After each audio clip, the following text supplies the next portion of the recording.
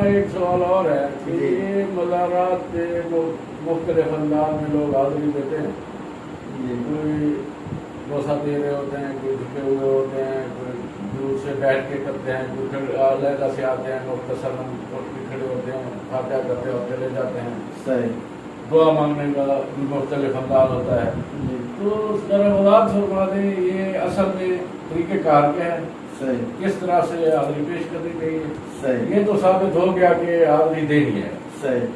تو آگے یہ بھی رہنا یہاں پر ذہن نشین فرما لیں کہ فاتحہ کا جو شرعاً طریقہ ہے ملفوظہ فتاوی مہریہ کے اندر حضرت پیر میر علی شاہ صاحب نے بھی نقل کیا ہے، اور فتاوی رضیہ کے اندر اشاہ امام احمد رضا خان بریلوی علیہ الرحمہ نے بھی، اور جناب باقی بھی فتاوی جات کے اندر اور جناب مختلف کتب حدیث کے اندر بھی موجود ہے کہ وہاں پہ جا کے یہ چومنا سجدہ کرنا تو شرعاً ہی حرام ہے. سجدہ صرف اللہ وحدہ لا شریک کی ذات کے آگے ہے، اس کے علاوہ سجدہ غیر اللہ کو حرام ہے. اور ہمارا اہل سنت کا بھی یہی جناب متفقہ جناب فیصلہ ہے، اور جناب تمام علماء اہل سنت فقہاء اہل سنت کے اس بات پر اجماع ہے کہ طواف بھی قبر پر حرام ہے اور سجدہ بھی بالکل حرام ہے. باقی بوسہ دینا یا نہ دینا یہ کوئی فرض واجب یا سنت نہیں ہے. ایک جناب محبت کا رنگ ہے، اگر کوئی بوسہ دے دے تو ٹھیک ہے، اگر کوئی نہ دے تو اس میں جناب وہ کوئی گناہ گار نہیں ہوتا. بھی جناب صاحب مزار کی جناب یہ بیعت بھی ہو گئی ہے. بوسہ دینے کے حوالے سے کیا ہے؟ بوسہ دینے کے حوالے سے یہ ہے کہ بوسے اب بوسہ دینا یہ سجدہ نہیں بنتا، کیونکہ سجدے کے اندر کیا چیزیں شرط ہے. سجدے کے اندر استقبال قبلہ شرط ہے. سجدہ کب ہوتا ہے؟ جب استقبال قبلہ ہو. سجدہ کب ہوتا ہے؟ کہ جب پاؤں، گھٹنے، ہاتھ، پیشانی اور ناک یہ تمام چیزیں زمین پر لگیں. اب جب بندہ سجدہ کر رہا ہو، جب بوسہ دے رہا ہوتا ہے اس وقت نہ استقبال قبلہ ہوتا ہے، ٹھیک ہے نا جی، اس وقت نہ پیشانی لگ رہی ہوتی ہے، نہ ہی ناک لگ رہا ہوتا ہے، نہ گھٹنے لگ رہے ہوتے ہیں. تو وہ تو سجدہ بنتا ہی نہیں ہے. احتراماً جناب جس طرح کے والدین کے ہاتھوں کو بوسہ بندہ دے دیتا ہے، یا مرشد کے ہاتھ کو یا استاد کے ہاتھ کو بوسہ دے دیتا ہے، اسی طرح اگر کوئی اللہ کا ولی ہے جناب مرد کلندر ہے، اس کی بارگاہ میں ادباً اگر کسی نے بوسہ دے دیا تو اس کے اندر شرعاً کوئی ممانعت یا قباحت نہیں ہے.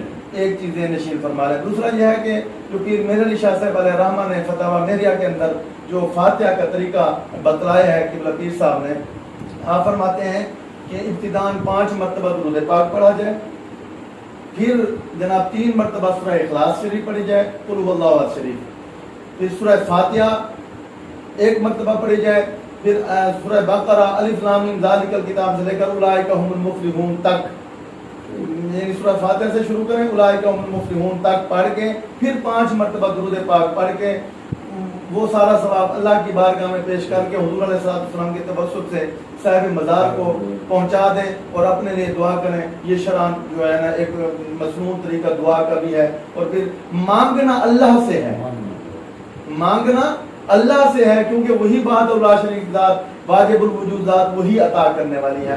ہاں باقی رہا ان کے توسط سے صاحب مزار کی جو اللہ کا ولی ہے ان کے توسط سے ان کے وسیلے سے دعا مانگنا یہ قرآن و حدیث سے ثابت ہے.